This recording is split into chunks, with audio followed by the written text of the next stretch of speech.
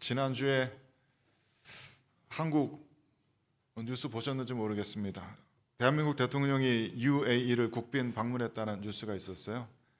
정치 얘기하려는 건 아니고요. 그 중동 분들의 환영 의식이 참 인상적이었습니다. 대통령이 차량 행렬이 지나가는데 저게 대리석으로 깐 도로인지 엄청나게 넓은 도로에 수많은 사람들이 도열해서 박수를 치고, 무엇보다 눈길을 끄는 것은 저렇게 우리가 보기엔 꼭 처녀 귀신 같은 소복 입은 여인들이 머리를 풀어헤치고 머리를 막 흔들더라고요. 제가 알기로는 이슬람 문화권에서는 여인들이 머리카락 자체를 외간 남자들 앞에서 노출하지 않는 것으로 알고 있는데, 저게 뭐지 싶어서 한참 쳐다봤습니다. 나중에 저 해설하는 기사를 읽어보니까 저 사람들 전통 문화 의식이라 그래요. 옛날 고대 베두인 족속들 전통 중에 저런 것이 있었다고 합니다. 남자들이, 전사들이 전쟁에 나가서 승리하고 돌아오면은 부족의 여인들이 저렇게 다 쭉 서가지고 머리 풀어 헤치고 막 머리카락 흔들면서 환영하고 격려했다고 하죠. 그래서 그 모습도 참 인상적이었지만, 저 행사 자체가 가뜩이나 우리 지금 에스라, 느헤미야, 에스더서 고대 중동의 역사들을 읽고 있었기도 하였고, 또 주석책에서 읽은 얘기들도 생각나고 해서 왕들이 고대 사회에서 어떤 도시를 방문할 때 저런 식으로 백성들이 성 밖에 나가서 왕을 환영했다는 그 얘기가 떠올랐어요. 그때는 저렇게 매끄러운 대리석도로까지는 아니겠지만 있었을지도 모르죠. 큰 도시에서는. 어쨌든 실제로 토목공사를 해가면서 저렇게 길을 넓혔다고 합니다. 굽은 길을 곧게 하고, 울퉁불퉁한 바위길 있으면 다 평탄하게 만들고, 언덕이 있으면 파헤치고, 웅덩이 있으면 메워서 왕의 행차가 차질이 없도록 만들어주는 거죠. 뿐만 아니라 혹시 왕이 행차하는데 누군가 암살자가 나타나서 뭐 해코지 하면 안 되잖아요. 거기 모이는 사람들 다 일일이 다 뒤져서 좀 수상한 사람들 다 걸러냈어야 했을 테고, 사람들도 없으면 안 되니까 그 도시 안에 사는 백성들 다 미리 준비시켜서 성문 밖에 저렇게 쫙 도열해서 환호하면서 종려나무까지 흔들면서 왕을 맞을 준비를 했다고 합니다. 오늘 우리는 세례 요한의 이야기를 읽었는데, 본문 속에서 세례 요한이 한 일이 바로 그런 종류의 일입니다. 딱 그겁니다. 세례 요한은 지금 왕이 오신다, 그 메시지를 전하고 있는 거예요. 단순하게 니들 죄 졌으니까 회개하라, 그게 아닙니다. 왕이 오신다, 왕이 오실 길을 준비해라라는 거예요. 로마 황제가 오는 게 아니라, 유대 지역의 분봉왕 오는 것이 아니라, 온 세상의 참된 왕이신 메시아께서 이제 곧 오신다. 그러니 너희는 마음을 준비하고 그분의 통치를 받아들일 준비를 해라. 그분께 반역하는 마음이 있었거든. 그 반역하는 마음을 다 꺾어버리고 그분 앞에 순복하여라, 항복하여라, 투항하여라. 그렇지 않으면 너희에게 심판이, 왕의 심판이 임할 것이다. 세례 요한의 메시지를 풀어 얘기하면 그런 겁니다. 그런 메시지가 세례 요한과 그 동시대 유대인들에게는 구원의 메시지이고 심판의 메시지이며 동시에 종말의 메시지입니다. 세례 요한은 지금 종말의 메시지를 던지고 있는 거예요. 세례 요한은 신약 성경에 등장하긴 하지만 사실 구약 성경에 속한 선지자거든요. 그래서 구약 성경의 마지막 선지자라고 알려져 있죠. 그는 구약 성경의 메시지를 전했습니다. 특별히 우리가 에스라, 느헤미야, 에스더서 통해서 읽었던 바로 그 포로 귀환 공동체에 그들의 신학과 그들의 비전을 동일하게 품고 있었어요. 그들의 신앙을 물려받았습니다. 그 사람들이 소망하고 있던 구원이라는 것은 우리들이 현대인들이 생각하고 있는 그런 식의 구원이 아니었습니다. 메시아 믿으면 나의 죄가 용서받는다든지, 메시아 믿으면 내가 죽어서 천국 갈 수 있다든지, 그런 개인적인 개념의 구원은 이들에게 매우 희박했습니다. 성경에 그런 개념을 잘 찾아보기가 힘들어요. 이들이 생각하는 구원은 여호와 하나님의 임재입니다. 하나님께서 다시 자신들에게 돌아오시는 것, 우리를 떠난 것 같으신 이 성전을 떠나신 하나님의 영광이 다시 우리들에게 예루살렘 성전에 돌아오시는 것, 그래서 약속하신 대로 다윗 왕의 후손을 왕으로 메시아로 세우셔서 그 왕을 통해서 우리를 이렇게 괴롭히고 지금 수백 년 동안 우리를 지배해왔던 모든 이방 민족의 권세를 다 깨트려 부수시고 다시 옛 다윗 왕의 영광과 권세를 회복시켜 주시는 것. 그래서 모든 이방 민족들이 줄지어 예루살렘으로 찾아와서 여호와 하나님께 경배를 올려드리는 것, 그것이 그들이 생각했던 구원입니다. 그것이 유대인들에겐 구원이요, 그들을 괴롭히고 하나님을 대적했던 모든 이방 민족에게는 멸망이고 심판의 날인 것이죠. 그냥 정치적인 독립만은 아닙니다. 예언자들이 예언해왔던 그런 자신들의 모든 신앙의 최종적인 완성을 보는 날, 그게 그들이 생각하는 The Lord's Day, 여호와의 크고 두려운 날, 주의 날, 구원의 날이고 심판의 날이고 종말의 날인 겁니다. 그러니까 세례 요한은 종말의 메시지를 던지고 있는 거예요. 지금 그냥 단순하게 죄진거 회개하라 그 얘기하는 게 아닙니다. 거기에 세례 요한과 우리의 공통점이 있는 거죠. 우리도 종말을 기다리고 있잖아요. 우리도 예수 그리스도 메시아의 재림을 기다리고 있습니다. 세례 요한은 메시아의 초림을, 퍼스트 커밍을 준비했지만 우리는 예수 그리스도 메시아의 세컨드 커밍을, 재림을 준비하고 있을 뿐입니다. 우리는 모두, 세례 요한이나 우리나 오래전부터 약속되었지만 아직 오지 않으신 메시아를 기다리고 있다는 점에서는 같습니다. 다만 세례 요한은 오늘 말씀에서 보시는 것 같이 메시아의 오실 길을 실제로 준비하고 있죠. 사람들에게 그 메시지를 담대히 선포하고 있습니다. 그가 오고 계시다고, 그분의 통치의 시대를 준비하라고, 그분 앞에 항복하라고 담대하게 그 메시지를 전하고 있죠. 그래서 우리들 스스로에 대해서 돌아보게 됩니다. 우리는 정말 그분을 기다리고 있는가? 우리는 정말 그분의 다시 오심을 소망하고 있는가? 그분이 오실 것을 믿고 그분이 명하신 그 삶의 방식을, 그 하나님 나라의 삶의 방식을 지금 이곳에서 이미 살아가고 있는가? 우리는 그분께 투항했는가? 오늘 본문은 그런 질문들을, 종말론적인 질문들을 생각해 보게 만듭니다. 특별히 말씀 읽으면서 이 세례 요한의 믿음에 대해서 깊이 생각해 보게 돼요. 참 경이롭습니다. 누가복음 앞에 써 있는 것처럼 세례 요한은 제사장 집안의 귀한 외동아들이거든요. 아버지 제사장이었고 어머니도 아론의 자손이었습니다. 그 당시 유대 사회에서 부와 명예가 약속된 인생이었겠죠. 그런 가정에서 태어나서 곱게 성장해서 나이가 차면은 그도 멋진 제사장 의복을 입고 헤롯 대왕이 크게 중축했던 당시 예루살렘 성전에서 드나들면서 사람들의 존경받아가면서 경제적으로도 전혀 아쉬울 것 없는 그런 생활을 할 수 있었을 거예요. 그런데 세례 요한은 장래가 보장되는 그 삶을 버리고 빈 들로 나아갑니다.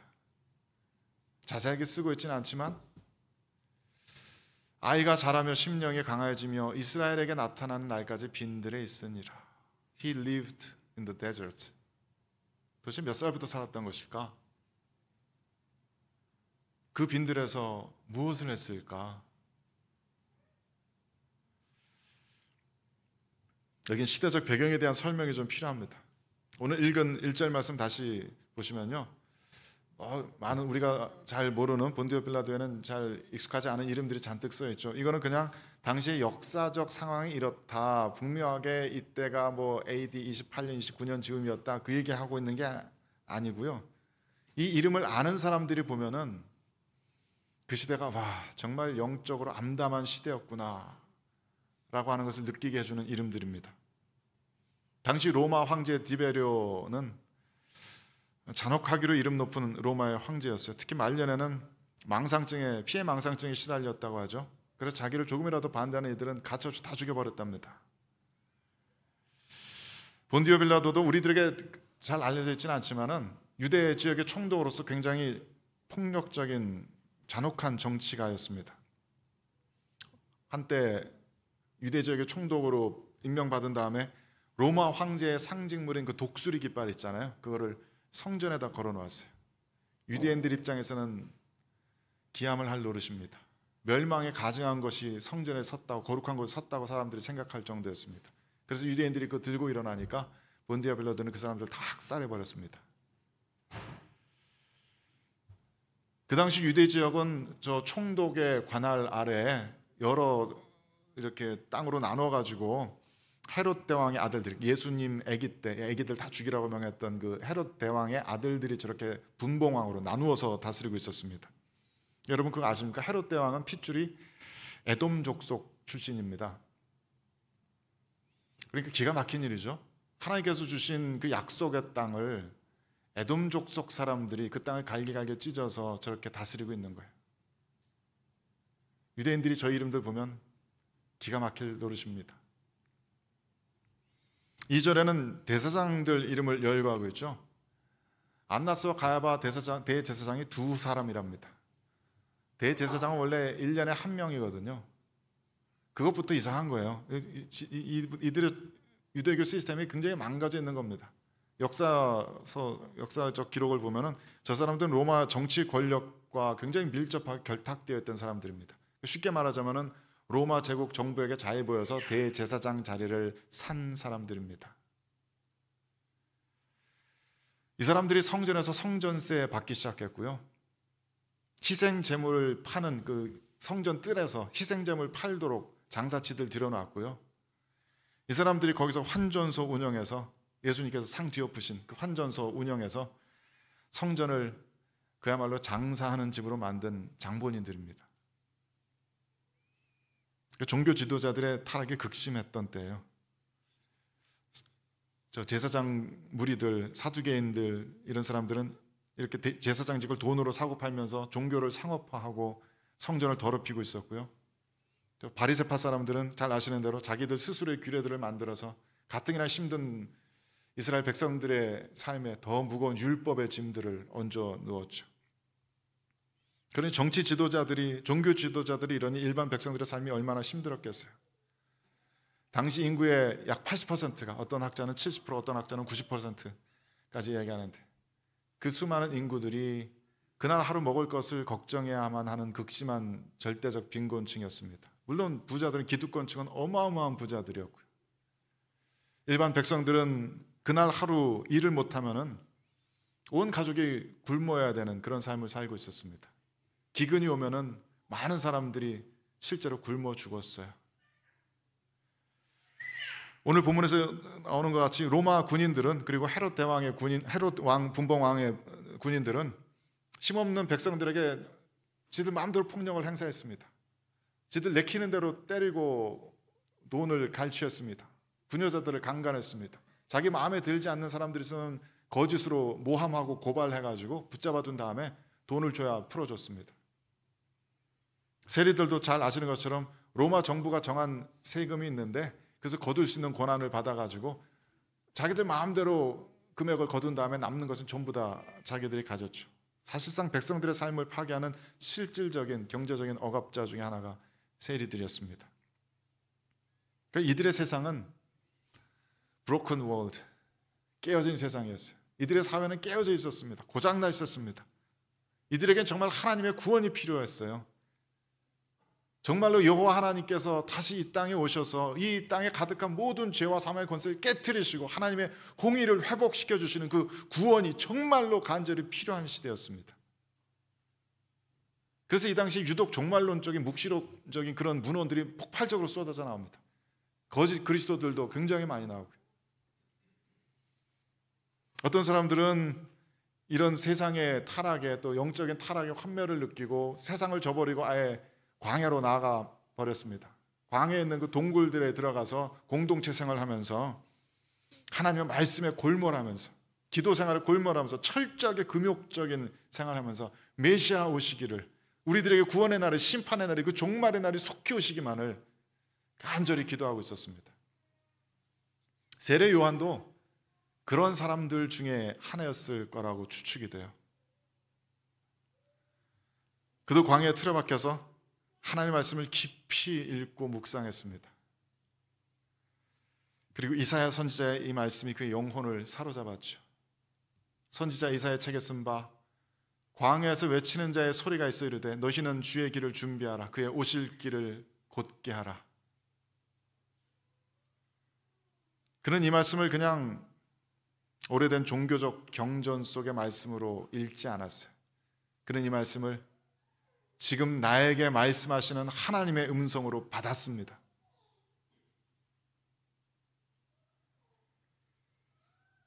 그는 놀랍게도 이 말씀을 읽고 이 말씀을 살아내야 되겠다라고 생각했어요. 누군가 광야에서 주의 길을 준비하라고 외쳐야 한다. 내가 그 음성이 되어야 되겠다라고 생각했어요. 그래서 요단 강가로 나아갔습니다. 요단 강가를 두루 다니면서 사람들에게 이 하나님의 메시지를 전했어요. 하나님께서 자기에게 주신 그 메시지를 전했어요. 심판 임박하였다. 주의 길을 준비하여라. 그의 오실 길을 준비하여라.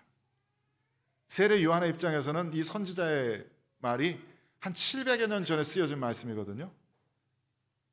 그런데 세례 요한은 700여 년 전에 쓰여진 그 말씀이 이제 곧 지금 오늘 우리들에게 이루어질 거라고 그 메시지를 전하고 있는 거예요. 세례 요한이 예수님과 친척이니까 그거 알아서 그런 일을 하고 있는 게 아닙니다. 세례 요한도 예수님에 대해서 확신이 없었어요. 감옥에 갇혔을 때 오실 그이가 당신이십니까? 라고 묻잖아요. 뭘 알아서 전한 게 아닙니다. 뭘 믿었기 때문에 전한 겁니다. 이 하나님의 말씀을 믿었기 때문에. 광야에서 외치는 자의 소리가 있어야 된다고, 주의 오실 길을 우리 모두 준비해야 된다고, 하나님이 이 말씀이 진리라는 것을 믿었기 때문에 정한 겁니다.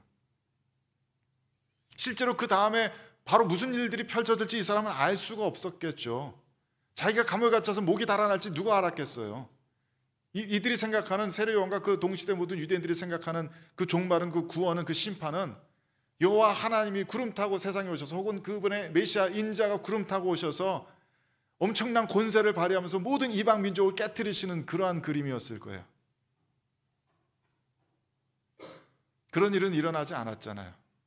세례 요한이 생각한 것 전혀 다른 식으로 하나님의 구원이 임했잖아요. 뭐 알고 전한 게 아니에요. 믿고 전한 겁니다. 간혹 할리우드 영화 보면은 도시의 길거리 한복판에서 팻말 들고 Doomsday is coming, 멸망의 날이 다가왔다, 막 그렇게 그런 길거리에서 외치는 그런 사람들 이렇게 스치듯 지나가는 장면들 가끔 있죠. 사람들은 미친 사람 취급하기가 일쑤죠. 그 동시대 사람들의, 많은 사람들의 눈에도 세례 요한은 그렇게 보였을 거예요.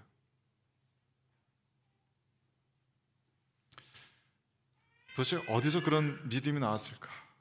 그를 그렇게 만드신 하나님의 말씀의 능력은 얼마나 놀라운 것일까? 저도 한 사람의 성도로서, 또 설교자로서 경이롭습니다. 세례 요한이 메시아의 초림을 기다리면서 광야에서 외치는 자의 소리였다면, 우리는, 교회는 메시아의 재림을 기다리면서 세상에 외치는 자의 소리입니다. 우리는, 교회는 세상을 향해서 이 메시지를 외쳐야 돼요. 주님이 오신다. 주님 다시 오신다. 그분의 통치를 우리 모두가 받아야 한다. 우리들의 마음이, 우리들의 영혼이, 우리들의 사회가, 이 공동체가, 세상이 그분의 통치를 받아들일 수 있도록 준비되어야 된다. 우리들의 안에 있는 모든 반항심을, 하나님을 대적하고자 하는 모든 마음들을 꺾고 그분께 권세에 투항해야 한다. 그게 교회가 전하는 메시지입니다. 그분의 나라가 곧 완성되고 우리들 눈앞에 펼쳐질 테니까 우리는 그분의 나라의 방식대로, 하나님 나라의 방식대로 살아야 한다. 우리가 그분 나라에 속한, 이 세상의 로마 제국에 속한 사람들이 아니라 하나님 나라에 속한 백성들이라는 것을 우리들의 삶의 방식을 통해서 증명해야 한다. 교회가 전하는 메시지는 그겁니다. 그런 메시지들은 물론 세상이 전하는 메시지와는 정반대되는 메시지처럼 들릴 때가 많을 거예요. 세상은 돈이 최고라고 하잖아요. 어떻게든 잘 먹고 잘 사는 게 최고라고 하잖아요. 90년대부터 한국 사회는 부끄러운 줄도 모르고 부자 되세요, 그것을 미덕으로, 덕담으로 여기잖아요. 내가 다른 사람보다 뒤처질 수는 없다고, 나와 내 가족 잘 먹고 잘 사는 것이 무엇보다 중요한 가치인 것처럼 세상은 그렇게 선전하잖아요. 우리는 거기에 대해서 NO라고 말하는 사람들입니다. 아닙니다.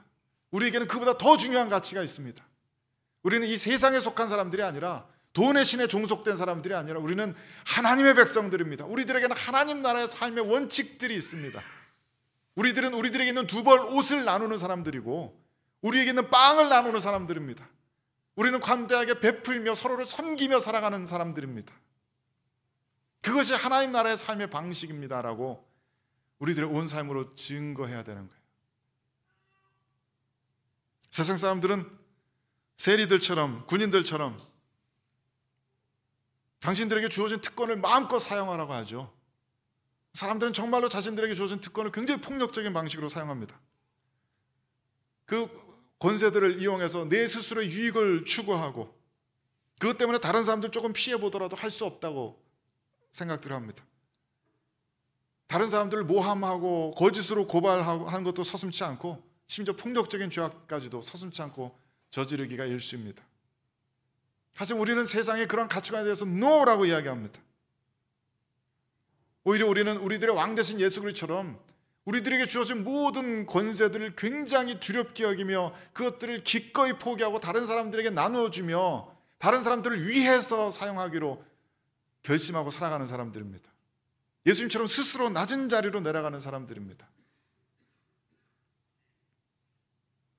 나에게 주어진 특권을 기꺼이 포기할 줄 알고 나보다 다른 사람들을 먼저 생각하는 이타적인 삶을 향해서 부단히 노력하는 사람들이고 그것이 가장 아름다운 가치라고 고백하는 사람들이에요.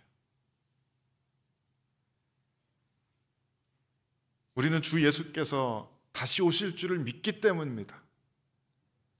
그분의 나라가 2000년 전에 이 땅에서 시작된 것처럼 그분의 나라가 이제 곧 이 땅 위에 완성될 줄을 우리는 믿기 때문입니다.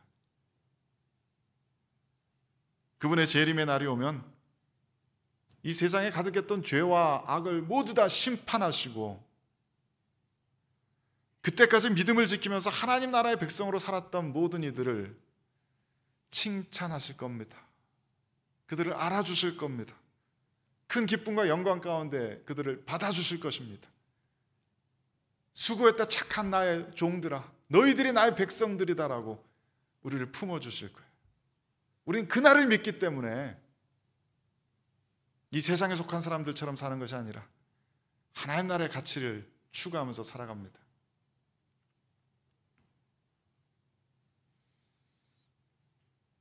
그래서 제 스스로에게도 또 여러분들에게도 묻고 싶습니다.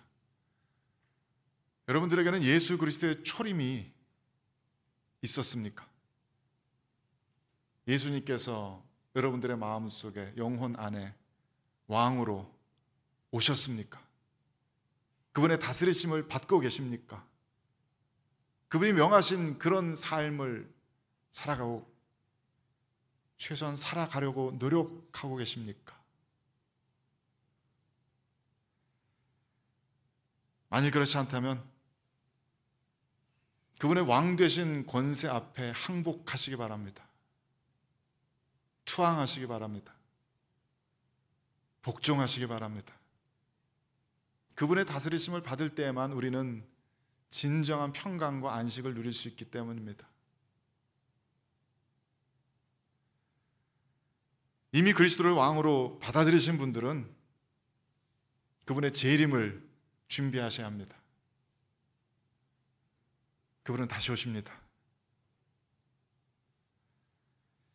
우리는 그분의 재림을 맞을 준비가 되었습니까? 오늘 저녁이라도 주님께서 다시 오시면 우리 가정은, 우리 교회 공동체는 기쁨으로 주님을 맞이할 수 있겠습니까? 그래야 합니다. 재림의 그날은 하나님을 대적하는 이들에게는 공포와 심판과 멸망의 날이지만 믿는 이들에게는 구원과 해방의 날입니다. 그 모든 예언과 언약의 성취의 날입니다. 우리 모두에게 희년의 날입니다. 저 여러분이 주님 오실 길을 예비하는 모든 준비가 되어 있기를 바랍니다. 그리고 더 나아가서 교회로서 주님 오실 길을 준비하라고, 주님께서 오고 계신다고 광야에서 외치는 자의 소리가 되시길 바랍니다. 부디 세례 요한에게 임하셨던 하나님의 말씀의 권능이 우리 온 교회 공동체에도 임하시기를 우리 주 예수 그리스도의 이름으로 간절히 축원드립니다. 함께 기도하겠습니다. 주님의 신실하심을 믿습니다. 주님께서 저희들에게 말씀하신 것 중에 이루어지지 않은 것은 없었습니다. 저희들에게 단 하나 남은 이 마지막 언약의 말씀도 속히 이루어질 줄을 믿습니다. 주님께서 오고 계심을 믿습니다. 주님께서 왕권을 행사하시며 주님을 끝까지 대적했던 이들을 모두 다 심판하시고 주님의 백성들을 품 안에 품어 안으시며 주님의 완전하신 통치를 이루어주실 줄을 믿습니다. 그때는 온 세상 가운데 죄와 악이 깨끗이 사라질 줄을 믿습니다. 사망의 권세가 온전히 깨어질 줄을 믿습니다. 저희들 안에 참된 거룩한 의로운 사랑과 평강과 기쁨만이 가득하게 될 줄을 믿습니다. 주님 속히 오시옵소서. 그리고 저희들의 삶으로, 저희들의 공동체의 삶으로 주님 오실 길을 예비하며 이 메시지를 세상을 향해서 부끄러움 없이, 주저함 없이, 담대함으로 던질 수 있는 저희 모두 될 수 있도록 도와주시옵소서. 우리 주 예수 그리스도의 이름으로 기도드립니다. 아멘.